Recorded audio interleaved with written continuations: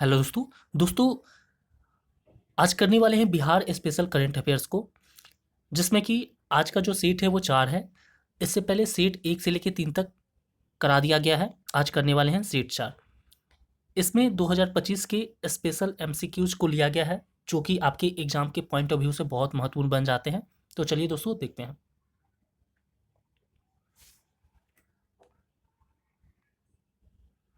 दोस्तों, बात करते हैं सबसे पहले प्रश्न की, जैसा कि आप देख रहे होंगे। तो सबसे पहला प्रश्न है, बिहार सरकार ने 2025 में राज्य की पहली एआई पॉलिसी किस उद्देश्य से लागू की है?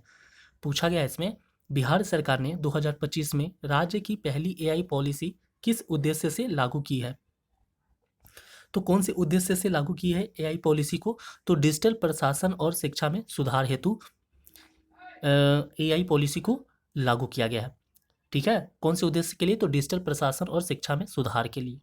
ठीक है दोस्तों, इसके बारे में थोड़ा जानते हैं। तो इसका उद्देश्य शिक्षा, स्वास्थ्य, कृषि और सरकारी सेवाओं में आर्टिफिशियल इंटेलिजेंस का उपयोग बढ़ाना है। समझ गए? चलिए बढ़ते हैं अगले प्रश्न की ओर। अगला प्रश्न रहा ये, प्रश्न में क्या पूछा गया देखिए। प्रश्न है आपका, हाल ही में कौन सा जिला बिहार का पहला हर घर नल जल 100% पूर्ण जिला बना है? ठीक है दोस्तों। दोस्तों, प्रश्न है कि हाल ही में कौन सा वो जिला है जो बिहार का पहला जिला है जहां हर घर नल जल जो 100% पूर्ण जिला के रूप में बना है। ठीक है दोस्तों, तो वो कौन सा जिला हो गया? तो शिवहर हो गया। कौन सा जिला? शिवहर। इसके बारे में थोड़ा और जानते हैं। तो हर घर नल जल योजना की यह बड़ी सफलता है। ठीक है, हर घर नल जल योजना एक योजना चली थी, जिसमें कि शिवहर जो जिला है वो 100% पूर्ण जिला बना हुआ है।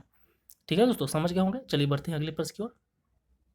अगला प्रश्न रहा हमारा ये, प्रश्न में पूछा गया, बिहार सरकार ने 2025 में किस शहर में स्टार्टअप हब की स्थापना की है? पूछा गया आपसे, बिहार सरकार ने 2025 में किस शहर में स्टार्टअप हब की स्थापना की है? तो वो कौन सा शहर है? तो पटना हुआ। कौन सा शहर है दोस्तों? तो पटना। इसके बारे में और जानते हैं। तो इसका उद्देश्य युवाओं को नवाचार और रोजगार के लिए प्रोत्साहित करना है। ठीक है दोस्तों। चलिए दोस्तों, बात करते हैं अगले प्रश्न की। अगला प्रश्न रहा ये, प्रश्न में क्या पूछ रहा है देखिए। 2025 में आयोजित बिहार इन्वे इन्वेस्टर्स समिट का मुख्य फोकस क्या है?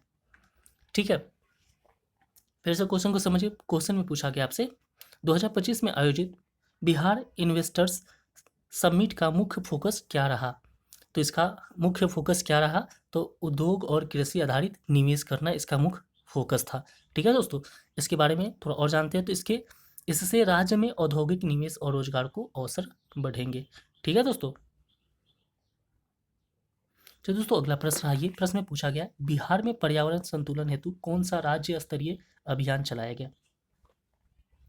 बिहार में पर्यावरण संतुलन हेतु कौन सा राज्य स्तरीय अभियान चलाया गया? तो जंगल बचाओ जीवन बचाओ, ये अभियान चलाया गया था। इसके बारे में जानते हैं। तो यह वृक्षारोपण और वन संरक्षण के लिए राज्य स्तरीय अभियान है। अगला प्रश्न रहा ये, प्रश्न में पूछा गया, जून 2025 में किस स्थान पर बोध गया बौद्ध सम्मेलन आयोजित हुआ? जून 2025 में किस स्थान पर बोध गया बौद्ध सम्मेलन आयोजित हुआ? तो वो कौन सा स्थान था? गया था। कौन सा स्थान दोस्तों? तो गया था। ठीक है, इसके बारे में जानें। और तो यह सम्मेलन बौद्ध देशों के बीच सांस्कृतिक आदान प्रदान के लिए था। ठीक है दोस्तों, अगला प्रश्न रहा ये, प्रश्न में पूछा गया है देखिए, बिहार में पहली बार किस नदी को लीगल पर्सन का दर्जा मिला है? बिहार में पहली बार किस नदी को लीगल पर्सन का दर्जा मिला है? तो कौन सी नदी है? तो कोसी नदी है। कौन सी नदी? कोसी नदी को लीगल पर्सन का दर्जा मिला है। इसके संरक्षण के लिए यह ऐतिहासिक फैसला लिया गया है। ठीक है दोस्तों। दोस्तों, अगला प्रश्न रहा ये, प्रश्न में पूछा गया है, बिहार का कौन सा शहर स्मार्ट सिटी सर्वे 2025 में देश भर के टॉप 10 में शामिल हुआ है? वो कौन सा शहर है? बिहार का कौन सा शहर स्मार्ट सिटी सर्वे 2025 में देश भर के टॉप 10 में शामिल हुआ है? तो कौन सा शहर हो गया? तो मुजफ्फरपुर। कौन सा शहर है दोस्तों? मुजफ्फरपुर। इसके बारे में जाने तो साफ सफाई, ट्रैफिक और नागरिक सुविधाओं में सुधार के कारण ये टॉप 10 में शामिल हुआ है। चलिए दोस्तों, अगला प्रश्न रहा ये, प्रश्न में पूछा गया है कि देखिए, 2025 में बिहार विज्ञान यात्रा की शुरुआत किस उद्देश्य से की गई? 2025 में बिहार विज्ञान यात्रा की शुरुआत किस उद्देश्य से की गई? तो किस उद्देश्य से की गई? तो ग्रामीण क्षेत्रों में विज्ञान शिक्षा का प्रचार करना, इसी उद्देश्य से इसका शुरुआत किया गया था। इसमें आगे थोड़ा और समझते हैं। तो बच्चों और युवाओं को विज्ञान के प्रति जागरूक किया गया। ठीक है दोस्तों। अगले प्रश्न की ओर चलते हैं। अगला प्रश्न रहा, ये प्रश्न है, बिहार के किस मेडिकल कॉलेज को AIIMS यानी एम्स जैसी सुविधाएं देने की घोषणा हुई है? बिहार के किस मेडिकल कॉलेज को एम्स जैसी सुविधाएं देने की घोषणा हुई है? वो कौन सा मेडिकल कॉलेज है? दरभंगा मेडिकल कॉलेज है। कौन सा है? तो दरभंगा मेडिकल कॉलेज। इसके लिए केंद्र सरकार ने 3000 करोड़ का प्रस्ताव मंजूर हुआ है। ठीक है, इसके लिए केंद्र सरकार से 3000 करोड़ का प्रस्ताव मंजूर हुआ है। दोस्तों अगला प्रश्न रहा, ये प्रश्न में पूछा गया, बिहार सरकार ने हाल ही में किस वर्ग के छात्रों को फ्री टैबलेट देने की योजना शुरू की है?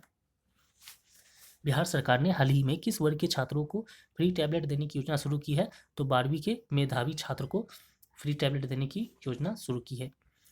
इससे छात्रों को डिजिटल शिक्षा में मदद मिलेगी।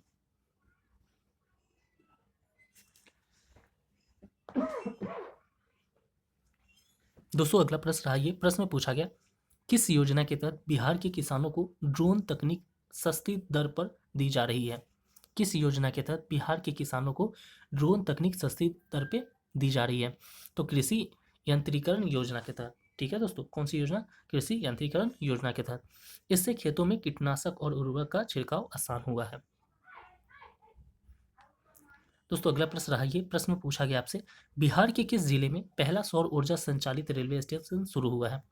बिहार के किस जिले में पहला सौर ऊर्जा संचालित रेलवे स्टेशन शुरू हुआ है? तो कौन सा जिला है? तो समस्तीपुर। कौन सा जिला हो गया? समस्तीपुर।